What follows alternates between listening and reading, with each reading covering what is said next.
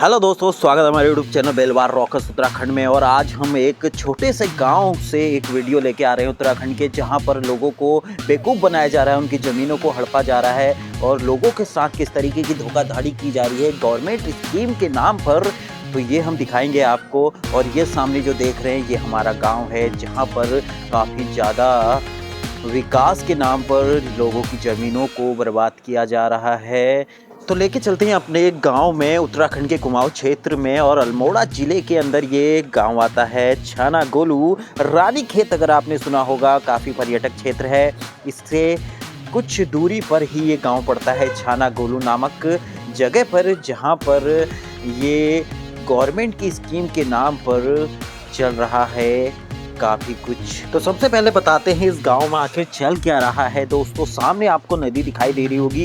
यहाँ पर काफ़ी टाइम से, काफ़ी सालों पहले से यहाँ पर बांध का काम चल रहा है, पानी रोकने का काम चल रहा है, पर पानी आपको बिल्कुल भी रुका हुआ नहीं दिखाई दे रहा, क्योंकि यहाँ पर जब भी बांध बनता है तो बारिश में बह जाने के नाम से वो बांध बह जाता है। दोस्तों, पता नहीं किस तरीके का बांध बनाया जा रहा है। सामने अगर आप देखेंगे तो ये लोग सारे बाहर के लोग हैं और यहाँ पर इन्होंने लोगों से लीज पर ज़मीन लेकर उनकी ज़मीनों को सस्ते दामों में ले लिया है।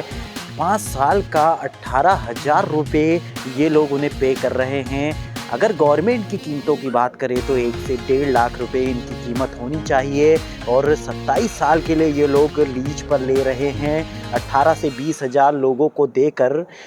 और 27 साल तक का ये लोग इस ज़मीन के मालिक हो जाएंगे अगर ये लोग लीज पर इस ज़मीन को ले लेते हैं। और गांव वाले देते जा रहे हैं, इनकी बातों में आते जा रहे हैं। सबसे पहली बात तो हम यहाँ से शुरुआत करते हैं। ये है हमारी गगास की नदी, ये है गगास में जाता हुआ पानी, और रानीखेत को सारा पानी इसी नदी से जाता है। दोस्तों, रानीखेत का जितना भी इलाका है इसी जल को पीता है। तो दोस्तों, इस नदी में 5 से 6 साल हमको हो गए हैं देखते देखते इस नदी में काम चल रहा है, पर अभी तक का यहाँ पर कोई भी प्रोग्रेस नहीं दिखाई दे रही है। तो देखिए, इस नदी से बिजनेस ज़रूर किया जा रहा है। यहाँ पर देखिए क्रेशर भी लगाया गया है, और इस नदी में काफ़ी अच्छे पत्थर हुआ करते थे उस ज़माने में जब हमारे पूर्वज लोग रहा करते थे। अभी भी पहाड़ में अगर आप देखेंगे तो पत्थर और मिट्टी के मकान बनाए जाते थे, इन्हीं पत्थरों से उन मकानों को बनाया जाता था। और आज की डेट में यहाँ पर इन लोगों ने क्रेशर डालकर पूरी रोडें बना दी हैं और जगह जगह इन पत्थरों को बेच रहे हैं।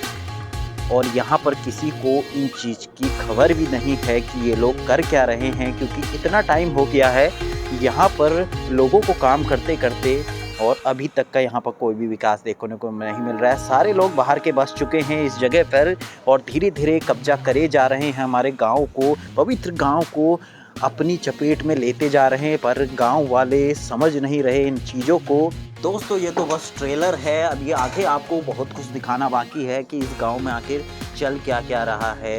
अगर हम बात करें सोलर प्लांट की, तो सोलर प्लांट का यहाँ पर सबसे ज़्यादा काम चल रहा है। अगर सोलर प्लांट यहाँ पर हर जगह डाले जा रहे हैं, जिससे ये लोग बिजली उत्पाद करके उसे सप्लाई किया करेंगे यूपीसीएल को। तो इस जगह को आप देख रहे हैं, सामने आपको वाइट कलर के पिलर दिखाई दे रहे हैं। जगह जगह पर इन पिलरों को गाड़ दिया गया है, क्योंकि ये ज़मीनें सारी लोगों ने अपनी लीज पर इन लोगों को दे दी हैं। अब ये लोग यहाँ पर ऑन ग्रिड सिस्टम बनाकर सोलर पैनल लगाकर यहाँ से सप्लाई दिया करेंगे यूपीसीएल को, और पैसे कमाएंगे इसके ज़रिए। और लोगों को महज ये लोग 17 से 18,000 रुपये देकर यहाँ पर 27 साल के लिए ज़मीनें ले रहे हैं, जिसका रेट 1.5 लाख से 2 लाख के बीच में है। गवर्नमेंट की अगर बात करें तो दोस्तों, ये कहानी बस इसी गांव की नहीं है, जगह जगह इस तरीके के बिजनेस किए जा रहे हैं। गांव के लोगों को कोई भी फ़ायदा नहीं मिल रहा है इसका। गांव के लोग कुछ टाइम बाद अपनी ज़मीनों के लिए तरसने वाले हैं, ये हम गारंटी दे रहे हैं आपको।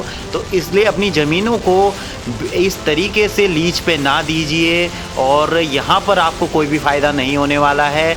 ये जो आप सामने देख रहे हैं, किसी टाइम पर यहाँ पर काफ़ी खूबसूरत खेत खलियान हुआ करते थे, और इन लोगों ने खोद कर और यहाँ पर पूरी रोडें डालकर इस जगह को बर्बाद कर दिया। माना कि विकास हो रहा है इन पहाड़ों में, पर विकास भी ऐसा क्या कि लोगों से उनके घर ही छीन लिए जाएं। कुछ टाइम बाद लोग अपने घरों के लिए तरस जाएंगे।